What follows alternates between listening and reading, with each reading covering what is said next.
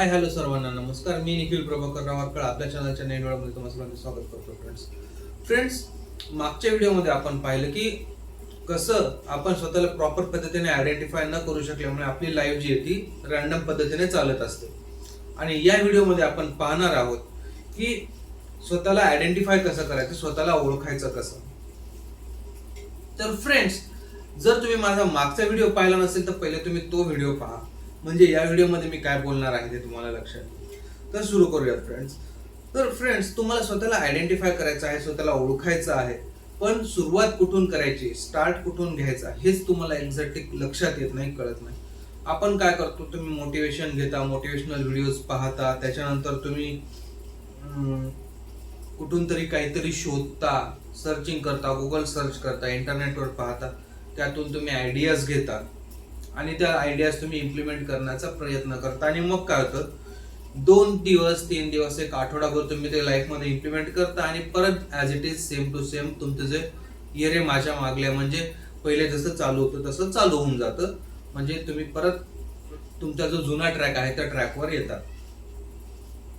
आज मी तुम्हाला हीच क्लॅरिटी देणार आहे फ्रेंड्स की तुम्हाला कसं ह्या गोष्टीतून कळणार आहे. मी तुम्हाला एक रियालिटी सांगणार आहे. तर फ्रेंड्स, आता जो आहे याच्यामध्ये काही प्रॉब्लेम्स, मी त्याला एक 4-5 प्रॉब्लेम मध्ये या गोष्टींना मी डिवाइड केल्या. तर आपण एक एक प्रॉब्लेम आणि त्यावरचं सोल्युशन हे आपण पाहूयात स्टेप बाय स्टेप. तर आपला जो पहिला प्रॉब्लेम आहे तो म्हणजे प्रॉब्लेम नंबर 1. तो म्हणजे काय, तुम्हाला असं वाटत असतं फ्रेंड्स की तुम्हाला माहिती आहे की तुम्हाला काय आवडतं, मग तुम्हाला माहिती आहे की माझी पर्सनल, म्हणजे आपल्याला माहित असतं की माझी पर्सनॅलिटी कशी आहे, आपल्याला आपले गोल्स माहित असतात, सगळं आपल्याला माहिती असतं, सगळं आपण अंडरस्टँडही करत असतो. पण मग फ्रेंड्स, एक सिंपल क्वेश्चन स्वतःला तुम्ही विचारा की काय, जर खरंच आपल्याला सगळं काही माहिती आहे तर मग आपण कन्फ्यूज का होतो छोट्या छोट्या गोष्टींना घेऊन, आपल्या समोर छोट्या छोट्या गोष्टींना घेऊन कन्फ्युजन्स काय येतात किंवा छोट्या छोट्या गोष्टींमध्ये आपण अडकतो का. तर फ्रेंड्स, हे कशामुळे होतं हे आता आपण समजून घेऊया. तर हे काय होतं मॅडम, व्हाय दिस हॅपन्स. तर कारण आपण स्वतःला नाही, आपली जी इमेज आहे ना त्या इमेजला आपण ओळखत असतो. एक्झाम्पल मी तुम्हाला सांगतो फ्रेंड्स, मी इंट्रोवर्ट आहे, त्याच्यानंतर मी लेझी आहे, मी इमोशनल आहे. ही सगळी एक आपल्याला आपण लावलेली लेबल्स आहेत की मी इमोशनल आहे, हे लेबल आहे की इमोशनल असणं हे एक लेबल मी स्वतःला लावून घेतलेलं आहे. किंवा समजा मी आळशी आहे, मी लेझी आहे, हे लेबल मी स्वतःला लावून घेतलेलं आहे. आणि ही तुमची आयडेंटिटी नाही आहे. लेझी असणं किंवा इमोशनल असणं ही कोणत्या एखाद्या व्यक्तीची आयडेंटिटी नाही असू शकत फ्रेंड्स, बरोबर आहे ना. तर याचं सोल्युशन काय आहे फ्रेंड्स ते पाहूयात आता. सोल्युशन नंबर 1 काय, तुमचे जे लेबल्स तुम्हाला लागलेले आहेत ना ते लेबल्स पहिले तर तुम्ही तोडा. आजपासून ते लेबल्स तुम्ही वापरू नका. आणि काय करा, तर मी लेझी आहे असं तुम्हाला जर वाटलं तर तुम्ही काय म्हणा की मी काम टाळतो एखाद्या स्पेसिफिक सिच्युएशन मध्ये. म्हणजे काय, मी लेझी हे नाही, हा मी कामं टाळतो, पण काही स्पेसिफिक सिच्युएशन जर माझ्या समोर आली तरच मी कामं टाळतो, नाहीतर मी कामं टाळत नाही. हे लक्षात घ्या मित्रांनो. लेबल जे असतं, तुम्ही जर एखादं लेबल स्वतःवर लावून घेतलं, ते लेबल जे आहे ते लेबल असतं ते परमनंट असतं. आणि जर तुम्ही एक बिहेवियरल पॅटर्न म्हणून त्या गोष्टीला अंडरस्टँड केले की ठीक आहे, मी काम टाळतो, मी आळशीपणा करतो, मी लेझीनेस करतो, पण काही स्पेसिफिक सिच्युएशन आल्यावरच करतो, हे एक तुमचं बिहेवियरल पॅटर्न आहे. तो पॅटर्न तुम्ही चेंज करू शकता. तुमचं जे लेबल आहे ते लेबल नाही चेंज करतायत फ्रेंड्स. लेबल हे परमनंट असतं, बिहेवियर हे चेंजेबल असतं. तर आता आपण पाहूयात प्रॉब्लेम नंबर 2. प्रॉब्लेम नंबर 2 काय फ्रेंड्स, तुम्ही स्वतःला ऑब्झर्व नाही करत प्रॉपर पद्धतीने.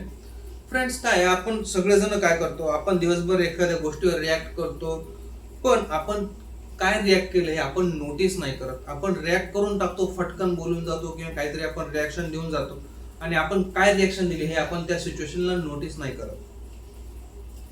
आता याचे जर एक्झाम्पल द्यायचे झाले तर फोन हातात घेतो, कधी घेतला ते कळत नाही. त्यानंतर आपल्याला राग येतो, राग आला की आपण काय करतो, लगेच काहीतरी रिॲक्शन देतो. त्यानंतर आपण काय करतो, एखादं आपण काम स्किप करतो, काम टाळून टाकतो आणि नंतर मग आपण काम का टाळलं याचं आपण जस्टिफिकेशन देत बसतो. ठीक आहे. हे काय ना, हे मित्रांनो, हे कॉन्शियस, आपण कॉन्शियस नसल्याचं हे लक्षण आहे. आणि हे या गोष्टीचं लक्षण आहे की आपण एका ऑटो पायलट मोडवर चालू आहे. ह्या गोष्टी ऑटोमॅटिक आपल्या हातून घडत असतात आणि त्या कशा घडतात हे आपल्याला लक्षात नाही येत फ्रेंड्स. तर आता आपण पाहूया की व्हाय दिस हॅपन्स, हे का घडतं. तर फ्रेंड्स, ब्रेन आपला जो ह्युमन ब्रेन आहे, ह्युमन ब्रेनला एक कम्फर्टिंग लाईफ हवं असतं, कम्फर्टेबल ॲटमॉस्फिअर हवं असतं. आणि आपण जर अवेअरनेस लाईफमध्ये आणण्याचा प्रयत्न केला तर अवेअरनेस आणण्यासाठी किंवा स्वतःबद्दल अवेअर होण्यासाठी आपल्याला स्पेसिफिक एफर्ट्स घ्यावे लागतात. आपल्याला छोट्या छोट्या गोष्टींवर लक्ष द्यावं लागतं. अरे नाही, मला असं नाही करायचं, अरे नाही, मला हे असं करायचं. हे छोट्या छोट्या गोष्टी आपल्याला समजून घ्याव्या लागतात. त्यासाठी आपल्याला कन्सिस्टंटली अवेअर राहावं लागतं. आणि कन्सिस्टंटली जर तुम्हाला अवेअर राहायचं असेल फ्रेंड्स, तर काय होतं की आपल्याला हे एफर्ट्स त्यामध्ये टाकावे लागतात. आणि ब्रेनला हे एफर्ट्स नको असतात, कारण आपल्या ज्या ब्रेन आहे त्या ब्रेनला ही सवय पडलेली असते एका कम्फर्टिंग ॲटमॉस्फिअरची. तर याचं सोल्युशन काय फ्रेंड्स, आता पाहूयात आपण दुसऱ्या प्रॉब्लेमचं सोल्युशन. ठीक आहे, मायक्रो अवेअरनेस स्टार्ट करा. मायक्रो अवेअरनेस स्टार्ट करायचं म्हणजे काय, संपूर्ण लाईफ ऑब्झर्व करायची नाही मित्रांनो. काय करायचं, फक्त एक पॅटर्न तुम्ही पकडा आणि तो पॅटर्न तुम्ही ऑब्झर्व करा. उदाहरणार्थ मी तुम्हाला देतो. आता तुम्ही समजा फोन हातात घेताय, तर लक्षात घ्या मी फोन हातात कधी घेतोय, फोन कधी उचलला, काम कधी टाळलं, त्यानंतर काय, हा एखादाच पॅटर्न. म्हणजे मी कधी काम टाळलं हे तुम्ही ऑब्झर्व करायचं. त्यानंतर मी फोन कधी हातात घेतला, समजा आपण फोन हातात घेतला, तुम्ही फोन कधी हातात घेतला हे तुम्ही ऑब्झर्व करायचं. आणि हा एक पॅटर्न तुम्ही किती दिवस ऑब्झर्व करायचा, हा पॅटर्न तुम्ही करायचा फ्रेंड्स 3 दिवस ऑब्झर्व कन्सिस्टंटली. 3 दिवस तुम्ही हे लक्ष ठेवायचं की मी कधी फोन हातात घेतोय, मी कधी एखादं काम टाळतोय का, कधी मी एखाद्या सिच्युएशन वर काय रिॲक्ट करतोय. हे जर तुम्ही 3 दिवस ऑब्झर्व केलं तर काय करायचं मित्रांनो, त्याचं तुम्हाला एक बेनिफिट तुम्ही सांगेल. हे मी तुम्हाला पुढे सांगणार की ऑब्झर्व केल्याचं रिझन काय. तर आता आपला प्रॉब्लेम नंबर 3 फ्रेंड्स, काय, तुम्ही ओव्हरथिंक खूप करता फ्रेंड्स, पण जो रिअल क्वेश्चन आहे तो रिअल क्वेश्चनच तुम्ही स्वतःला विचारत नाही. आपण काय करतो फ्रेंड्स, आपण एखाद्या सिच्युएशनवर खूप जास्त विचार करतो, पण आपण रॉंग क्वेश्चन्स विचारतो. आपण जेव्हा त्या सिच्युएशनवर विचार करतो ना, तेव्हा आपण स्वतःला रॉंग पद्धतीने क्वेश्चनिंग करतो की असं का. तर ठीक आहे, आता बघा, आता आपण स्वतःला काय क्वेश्चन करतो, माझं लाईफ असं का आहे, हे माझ्यासोबतच का घडतं, मी असाच का आहे, माझ्यासमोर ह्या सेम सिच्युएशन्स का येतात, असे क्वेश्चन्स आपण स्वतःला विचारतो. तर फ्रेंड्स, व्हाय दिस हॅपन्स, आता हे आपण पाहूया. कारणला काय ना मित्रांनो, आपला जो ब्रेन आहे त्या ब्रेनला एक स्पेसिफिक जनरल पॅटर्न मध्ये विचार करण्याची सवय असते. आणि ते विचार आपल्या ब्रेनला आवडतही असतात, कारण ते कम्फर्टिंग असतात आणि इमिडिएट तुमच्या डोक्यात ते विचार येऊ शकतात.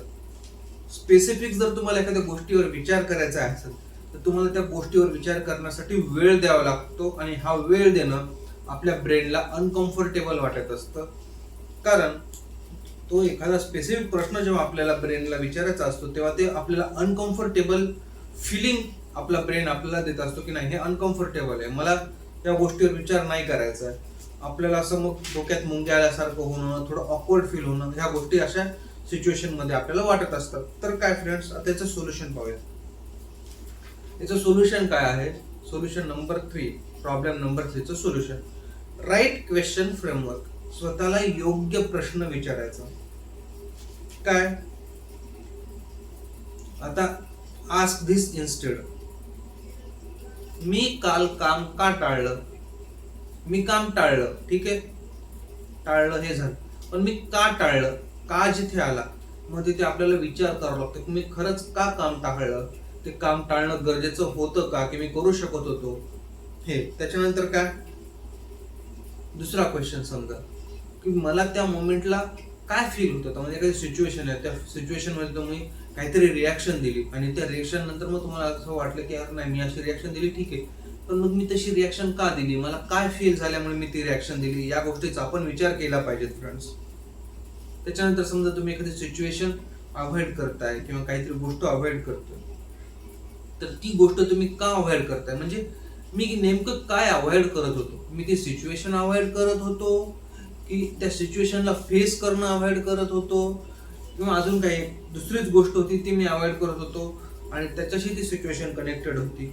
या गोष्टीचा आपण विचार केला पाहिजे. हे क्वेश्चनिंग आपण स्वतःला केलं पाहिजे. त्याच्यामुळे आपल्याला एक स्पेसिफिक क्वेश्चन आपण जेव्हा स्वतःला विचारायला लागू मित्रांनो की मी हे असंच का केलं, स्पेसिफिक क्वेश्चन जेव्हा आपण विचारतो तेव्हा काय होतं, आपल्याला रिअल आन्सर भेटतं. रिअल आन्सर भेटतं म्हणजे काय होतं की हा ठीक आहे, मी असं केलं ना, मग मी असं का केलं याचं मी स्वतःला जर क्वेश्चन केलं, आपल्यासमोर काही ना काही तर उत्तर येईल ना. आपण असं तर नाही करणार ना, जाऊ देणं केलं तर केलं.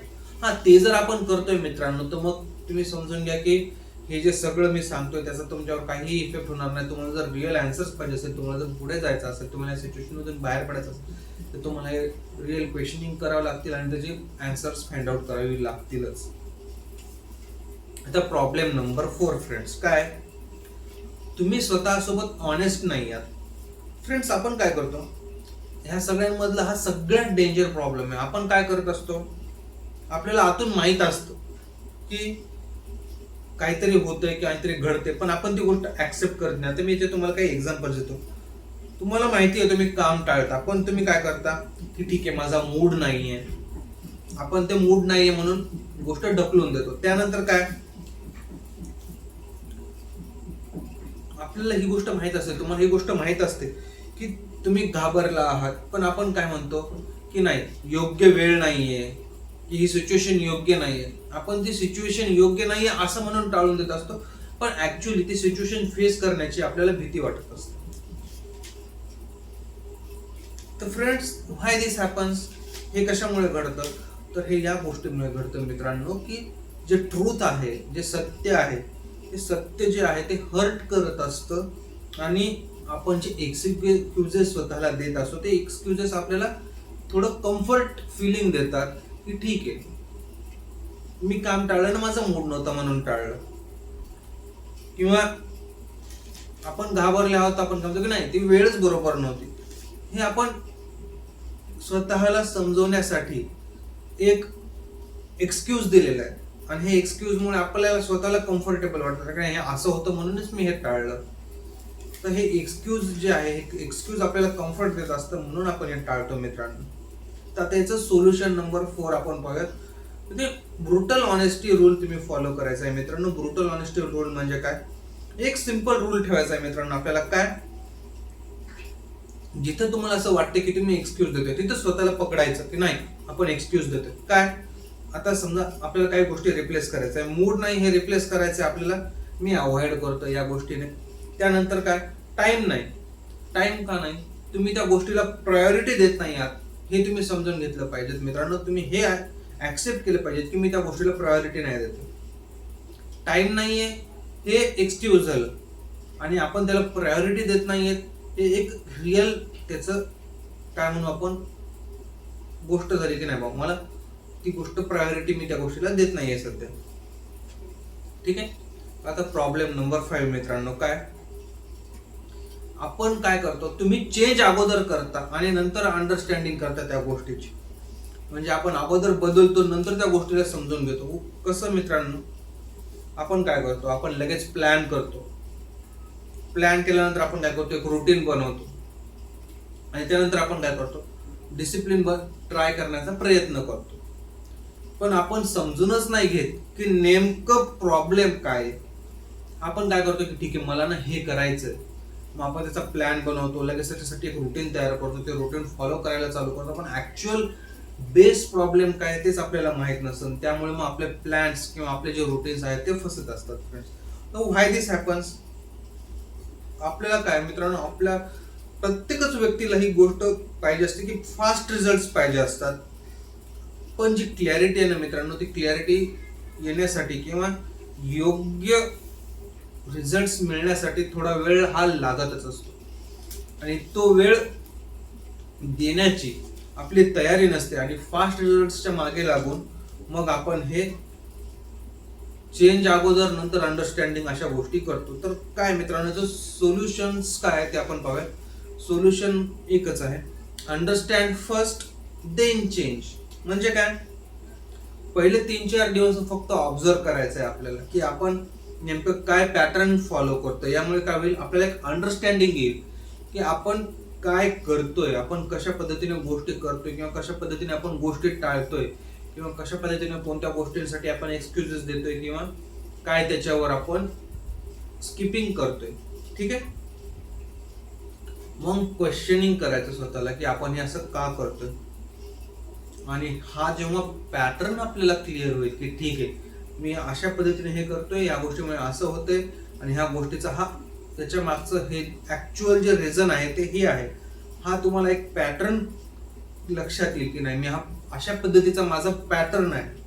आणि हा पॅटर्न जेव्हा तुम्हाला लक्षात येईल फ्रेंड्स, मग काय होईल, तो पॅटर्न तुम्ही चेंज करा की नाही, मला असं नाही करायचंय, मला हे अशा पद्धतीने जायचंय. मग त्याच्यासाठी तुम्ही प्लॅनिंग करा, त्या गोष्टीसाठी तुम्ही एक शेड्यूल तयार करा, त्याच्यासाठी एक मास्टर प्लॅन तयार करा आणि तो मास्टर प्लॅन फॉलो करा. That will give you more benefits friends. तर फ्रेंड्स काय ना, स्वतःला ओळखणं म्हणजे डीप फिलॉसॉफी वगैरे नाहीये, तर ती एक प्रॅक्टिकल प्रोसेस आहे. आणि ही प्रोसेस प्रॅक्टिकल असल्यामुळे ही एक वेळखाऊ प्रोसेस आहे. ह्या गोष्टीसाठी तुम्हाला कमीत कमी 2 महिने, 3 महिने, 4 महिनेही लागू शकतात, कधी कधी 6 महिने ते वर्षही लागू शकतात. तुम्हाला जर कम्प्लीट स्वतःला चेंज पाहिजे असेल तर तुम्ही युट्यूबलाही व्हिडिओ पाहिले असाल. लोक सांगतात की 21 दिवसात लाईफ बदलते, 21 दिवसात ह्या गोष्टी. येस मित्रांनो, 21 दिवसात लाईफ बदलते, पण 21 दिवसात काय होतं, हा रूल आहे. 21 दिवसात काय होतं, एक गोष्ट जर तुम्ही 21 डेज कन्सिस्टंटली केली तर ती गोष्ट तुम्हाला सवय लागायला चालू होते. मग ती गोष्ट तुम्हाला 21 दिवस फॉलो केल्यानंतर तुम्हाला लोक सांगतात की 21 दिवस करा, मग तुमचा लाईफमध्ये चेंज येतो. पण तसं नाहीये मित्रांनो. 21 दिवसानंतर तुम्ही जेव्हा ती गोष्ट 21 दिवस करता, from the 21st day, next 90 days म्हणजे पुढचे 90 दिवस म्हणजे 3 महिने कन्सिस्टंटली परत तुम्हाला तेच रुटीन फॉलो करायचं जे तुम्ही 21 दिवस फॉलो केलं. जेव्हा तुम्ही म्हणजे 90 दिवस कन्सिस्टंटली फॉलो करता, मग ती तुमची एक इररिप्लेसेबल हॅबिट बनून जाते. हे तुम्हाला कोणी सांगणार नाही मित्रांनो. लोक काय सांगतात की 21 दिवस असं केलं की तुम्ही 21 डेज रूल फॉलो केला की तुमच्या लाईफमध्ये चेंजेस येतील. No friends, it is the first part of the changing the life. 21 days rule follow करा, बट तो 21 डेज रूल तुम्हाला 90 डेज पर्यंत पुढे एक्सटेंड करायचा आहे. आणि जेव्हा तो तुम्ही 90 डेज एक्सटेंड कराल तेव्हा ऍक्च्युअल चेंजेस तुम्हाला दिसून येतील स्वतःमध्ये झालेले. ऍक्च्युअली काय घडतंय काय नाही हे तुम्हाला त्याच्यानंतर लक्षात येईल friends. At the and me तुम्हाला एवढंच सांगेल मित्रांनो की तुम्ही स्वतःला ओळखत नाही याचा अर्थ असा नाही होत की तुम्ही डंब आहात. तर तुम्ही स्वतःला ओळखत नाही याचं एक रिझन असंही असतं मित्रांनो की तुम्ही स्वतःपासून पळत आहात. तुम्ही एक्सक्युजेस देता. एक्सक्युजेस देणं म्हणजे काय आहे, पळ काढणंच आहे मित्रांनो. आणि जोपर्यंत तुम्ही स्वतःला एक्सक्युजेस देत राहणार, जोपर्यंत तुम्ही स्वतःला पासून पळत राहणार फ्रेंड्स, तोपर्यंत तुमचे जे लाईफ आहे ना ते रॅन्डमच राहणार. जर तुम्हाला असं वाटत असेल की तुमच्या लाईफमध्ये चेंजेस यावेत, ग्रोथ यावेत, तर तुम्हाला स्वतःला एक्सक्युजेस देणं, स्वतःला पासून पळणं हे थांबावं लागेल friends. This is it for today. This is Nikhil Harkar talks, real life, real reset. Video जर आवडला असेल फ्रेंड्स तर व्हिडिओला लाईक शेअर नक्की करा, चॅनलला सबस्क्राईब करा. असेच नवीन व्हिडिओ घेऊन मी परत येत राहील. थँक्यू मित्रांनो.